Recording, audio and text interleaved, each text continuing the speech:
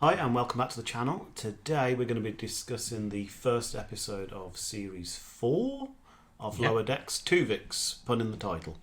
Yes. Well done. What did you think of this one? I loved it. It was a fun start. I thought it was a great start for the season, to be fair. Lots of callbacks, a good appearance from Voyager. I was just about to say Voyager showing up straight away. Kicked it off to a big start straight away. Well, I was thinking like last season of Lower Decks, we had that whole thing where it was Deep Space Nine. We knew it was coming up and it kept waiting and waiting. I think it was like the 8th episode, whereas this one just getting out of the way. And straight away. On a high. Starts on a high, like you said. We got to see a bit of Borg tech, which again...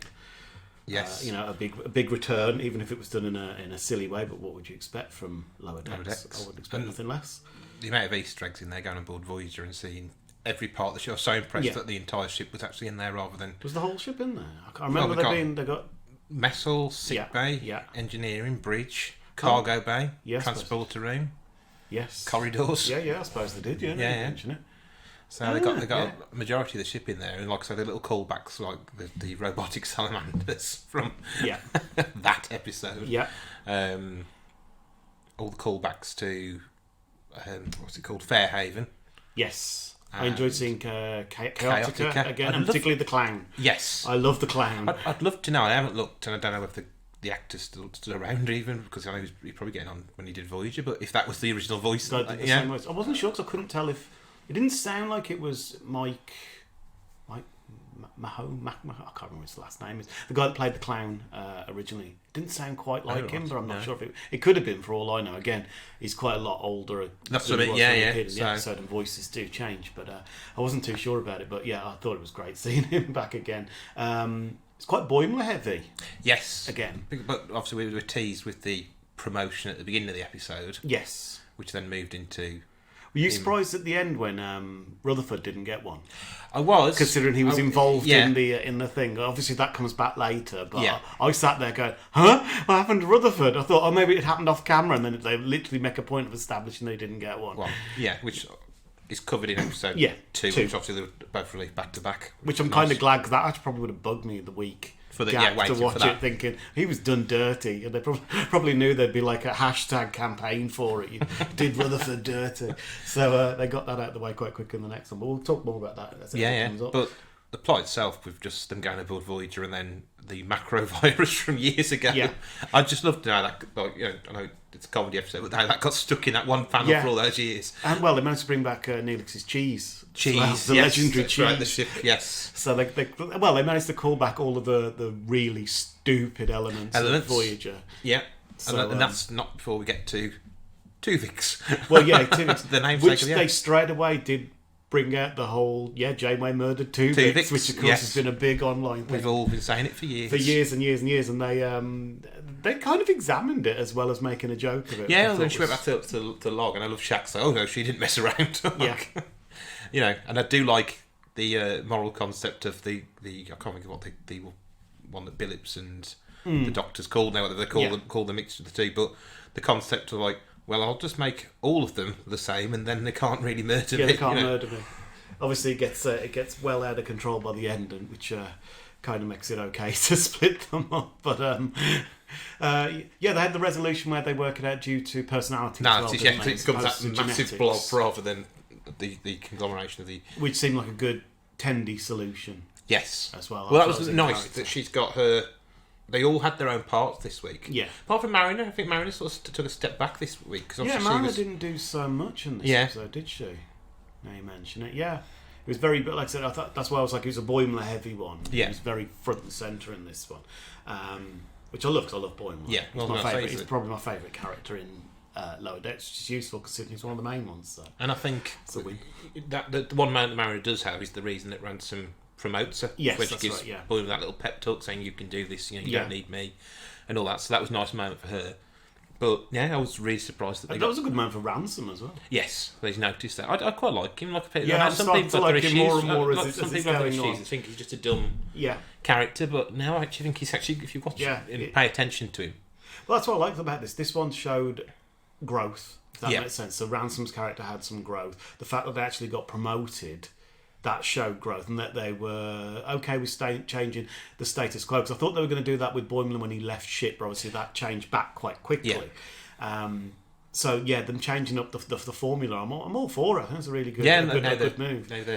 And it's kind of interesting, something we've not really seen. I know we had the episode Lower Decks and things like that, but we haven't really seen that much of the progression from the start all the way up. So I hope this runs for quite a few more seasons and we get to kind of see that point where they hopefully we get Boimler as a captain or a commander eventually.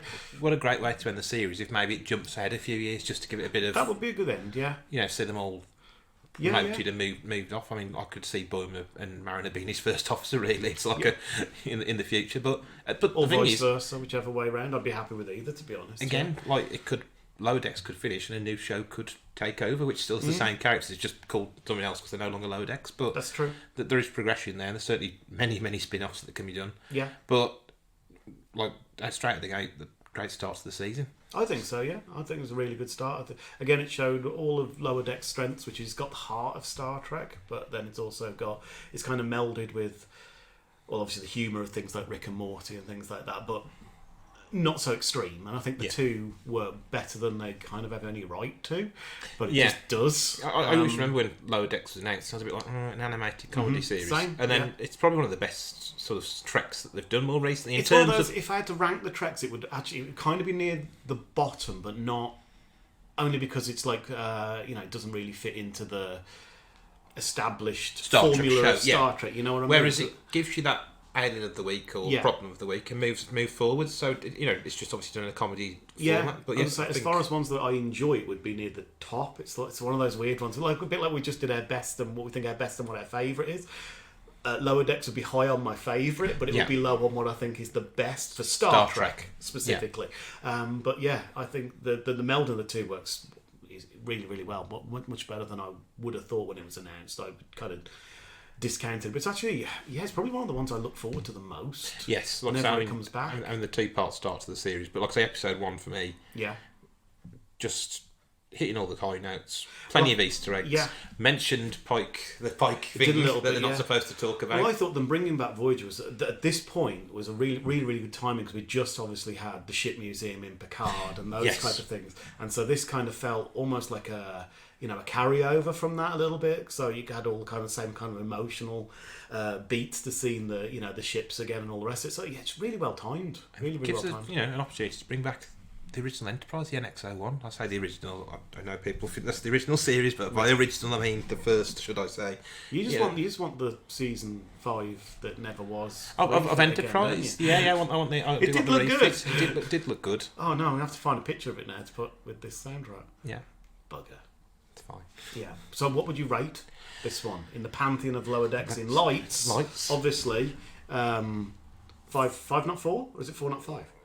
How do we rate these? 5 not 4. 5 not 4. There we go. It's been a while since we did a review. Yeah. It's been a few weeks and a bit of a different format as well. So, for me, I'm going to give it a 4.5 because it's a good, strong Lower Decks episode. There's great character progression. Yeah. Easter eggs galore as always. And I didn't feel like it fell apart at any point. I didn't sit there and go, at any point. So, straight away, I think I'm 4.5, which is high praise, I think. I'm probably going to go with the 4. Yeah. And that's only because I think I laughed slightly more in episode 2. Okay. So I want to reserve myself. Well, I might give the 0.5 for Voyager, really. I think it's more than anything. Yeah. Oh, God, yeah. That's a good point. But no, solid episode, and it kind of all the themes all tied together, and it didn't outstay its welcome or anything else. And it felt like an actual genuine episode of Star Trek, just dialed up to silly. Which it's what Lower Decks is, so I'm fine with that. So and more of the same with the callbacks to various shows. We love it. Yeah, so hopefully I've already spoiled it now. I did enjoy the next one a lot. So hopefully we'll enjoy the next one that we'll be reviewing very, very soon. And hopefully you will catch us in the next one. If you could like and subscribe to this, that would help us a ton to expand our reach, which is obviously the goal of things. And hopefully we will see you in the next one. Live long and prosper.